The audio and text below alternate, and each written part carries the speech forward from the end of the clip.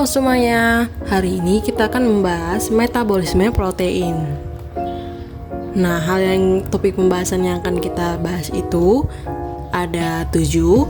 Yang pertama itu apa itu protein, yang kedua jenis-jenis protein, yang ketiga fungsi protein, yang keempat metabolisme protein, yang kelima faktor-faktor metabolisme protein, yang keenam proses metabolisme protein, dan yang terakhir ketujuh fungsi metabolisme protein. Nah, apa itu protein? Protein merupakan makromolekul yang terbentuk dari asam amino yang tersusun dari atom nitrogen, karbon, dan oksigen. Beberapa jenis asam amino yang mengandung sulfur seperti metionin, cysteine, dan cysteine yang dihubungkan oleh ikatan peptida. Jenis-jenis protein. Yang pertama itu ada protein penggerak untuk pergerakan otot dalam tubuh. Yang kedua ada protein antibodi, disebut sebagai protein defensif, yaitu mengikat partikel asing tertentu untuk membantu melindungi tubuh. Yang terakhir ada protein transport, mengikat dan membawa atom dan molekul kecil ke seluruh tubuh. Fungsi protein. Yang pertama ada pengangkut. Hemoglobin merupakan contoh protein yang berfungsi sebagai pengangkut. Yang kedua ada pertahanan tubuh. Molekul imunoglobulin antibodi bertugas untuk melindungi tubuh dari serangkaian mikroba. Fibrinogen, trombin sebagai pertahanan agar darah tidak banyak terbuang dari tubuh saat mengalami luka. Yang terakhir sebagai reseptor. Protein yang terdapat di permukaan sel mampu menerima pesan dari protein lain seperti hormon. Metabolisme protein. Metabolisme protein merupakan proses kimia dan fisik yang mencakup pada perubahan, anabolisme, protein menjadi asam amino dan penguraian, katabolisme, asam amino pada protein. Faktor metabolisme protein yang pertama ada sumber protein, yang kedua ukuran partikel, yang ketiga suhu dan pH, kelenjar pencernaan, yang kelima ada jumlah makanan yang dikonsumsi, yang keenam ukuran dan umur organisme hidup, yang ketujuh perlakuan terhadap bahan makanan sebelum atau pada saat processing. Proses metabolisme protein. Nah, jadi bagaimana sih proses metabolisme protein? Sama halnya dengan metabolisme yang lain dalam tubuh, seperti glukosa dan lemak.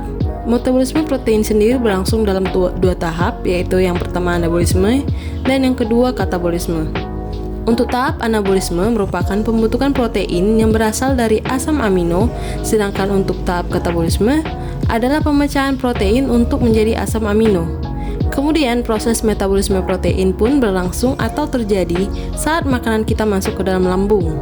Nah, dalam lambung tersebut, enzim pepsin akan bertugas untuk mencerna protein. Dengan cara apa? Dengan cara memutus ikatan peptida yang terdapat pada bagian sisi gugus NH2 dari sejumlah asam amino aromatik dikarboksilat dan hidrofobik.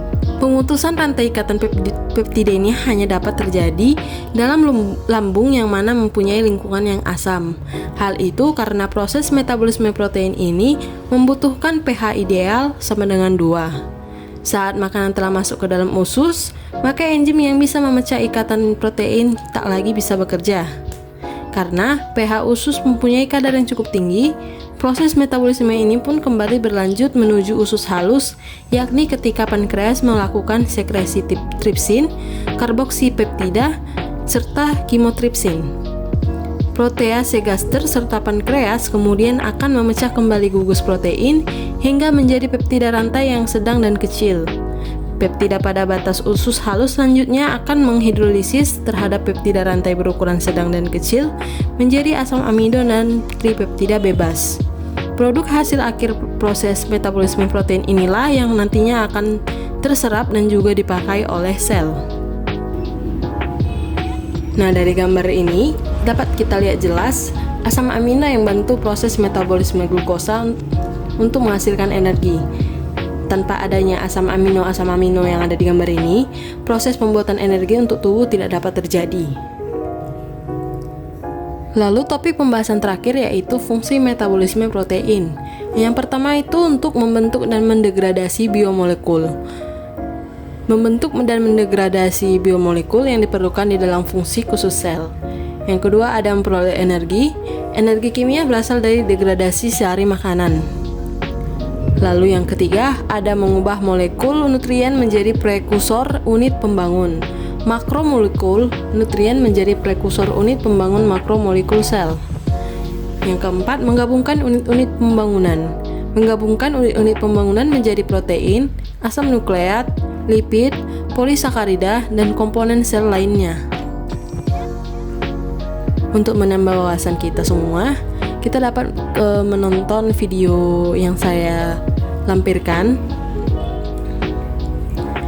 Sekian video saya hari ini. Jika ada kesalahan dan kekurangan, saya minta maaf, dan jika ada kritik dan saran, saya siap menampung. Terima kasih.